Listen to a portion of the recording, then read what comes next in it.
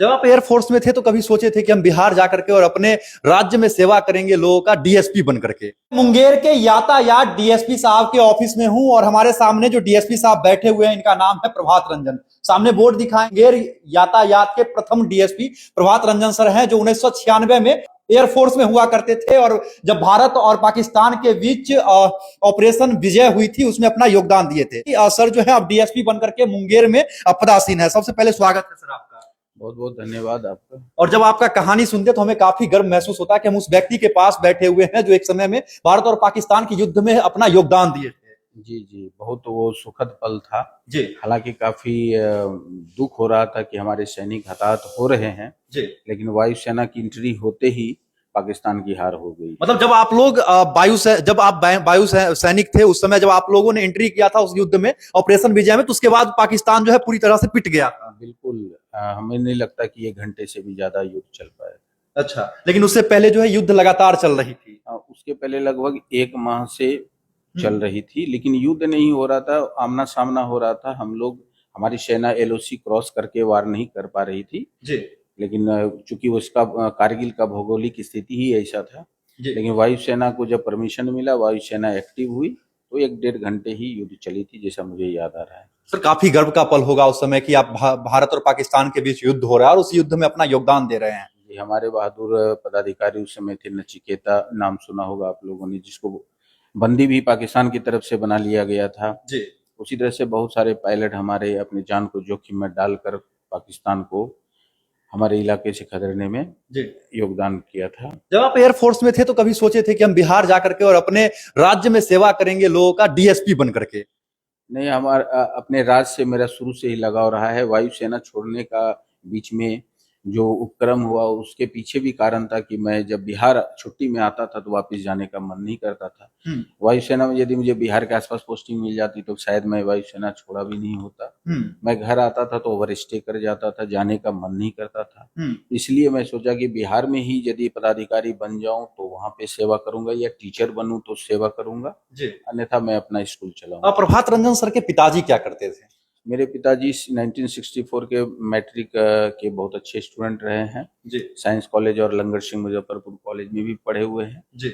और उन्होंने स्वास्थ्य विभाग में अपनी नौकरी पूरी की जी। उनका वो मेरे प्रथम गुरु भी रहे और उन्होंने जो मुझे बचपन में जिस तरह से गाइड किया जी, वो मेरा फाउंडेशन रहा। उसी के बल पे आज मैं यहाँ हूँ। जब आप वायुसेना में गए थे तो आपसे बातचीत हो रही थी तो आपने कहा था कि ग्रेजुएशन के सेकेंड पार्ट में हम थे और हमारी नौकरी 20 वर्ष की उम्र में हो गई थी, और 20 वर्ष की उम्र में नौकरी लगना गांव में एक अलग उसका छवि बन जाता है, और उसके बाद फिर अधिकारी बनने के लिए ग्रेजुएट होना पड़ता है। तो किस प्रकार से ये सारी चीजें फिर बाद में आकर के पढ़ाई वगैरह किए थे?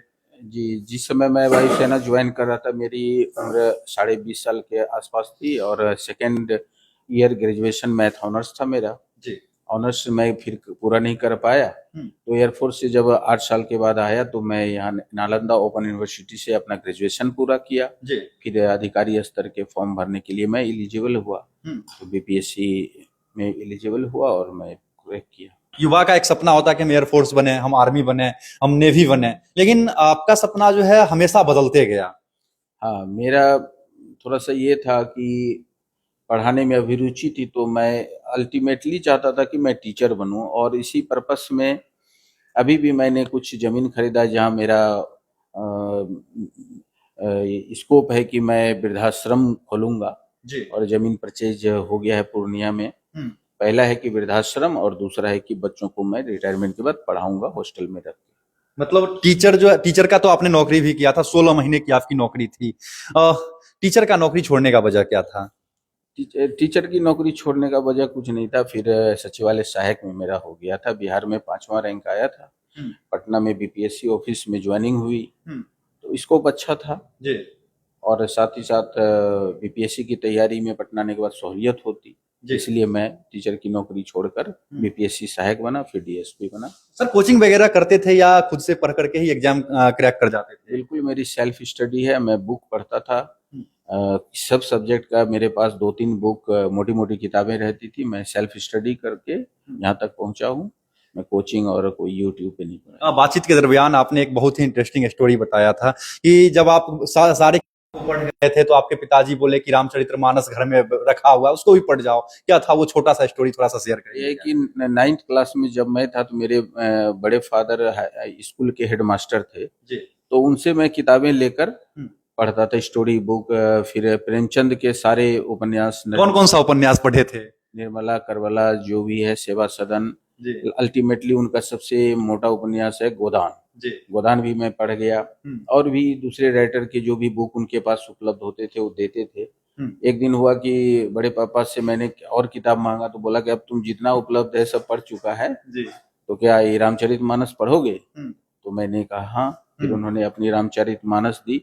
उसमें जो हिंदी में बीच बीच में लिखा, ट्रांसलेट किया हुआ रहता है, मैं सारा पढ़ गया। मतलब किताब पढ़ने के जो है बचपन से आप आशिक थे, मतलब पुस्तक की। जी, लिटरेचर की किताबें मैं काफी पढ़ता था जी। और उसमें मजा आता था। अक्सर देखा जाता है कि आजकल के जो बच्चे हैं वो किताब नहीं, यूट्यूब फेसबुक पर कहानियां सुना करते हैं। अगर उपन्यास पढ़ना तो उस उपन्यास को सर्च करके सुन लेते हैं, लेकिन आप पढ़ना कोई पसंद नहीं करते हैं। ऐसे छात्र को क्या कहना चाहते हैं सर? मैं यही कहना चाहूंगा, कितना भी समय बदल जाएगा लेकिन बुक आपको पढ़ना ही पड़ेगा।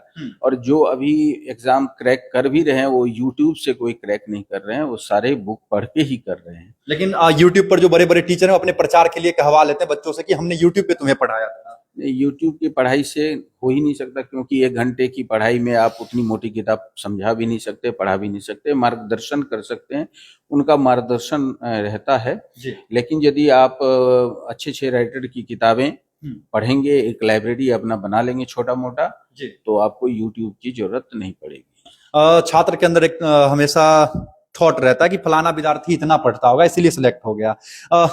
प्रभास सर कितने देर पढ़ते थे जब अधिकारी नहीं बने थे? तो मुझे दिन में पढ़ने का मौका नहीं मिलता था। जब गांव में था तो कोचिंग सुबह शाम चलाता था, तो अक्सर शाम होने के बाद, टहलने के बाद मैं जब घर वापस आता था अपनी पढ़ाई शुरू करता था, और 5-6 घंटे पढ़ाई होती थी पर डे। अभी तो आपके सर पे बहुत बड़ी जिम्मेवारी है, यातायात डीएसपी की।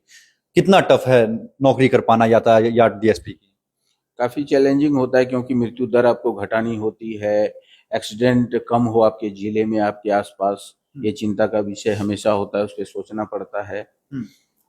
और समाज का रुख भी अभी कोई एक्सीडेंट के प्रति और ट्रैफिक के प्रति कोई पॉजिटिव नहीं है। वो लोग पुलिस पे ही गुस्सा जाते हैं कि हेलमेट के लिए चालान कर देता है या गाड़ी पकड़ लेता है। पहले अपना नहीं देखते कि हमें भी हेलमेट पहन के चलना चाहिए, अपना डीएल वगैरह ठीक ठाक करके चलना चाहिए, यानी यातायात नियमों का पालन करना चाहिए। ऐसे में लोगों को भी समझाना पड़ता है और पुलिस फोर्स को भी ट्रेंड रखना पड़ता है।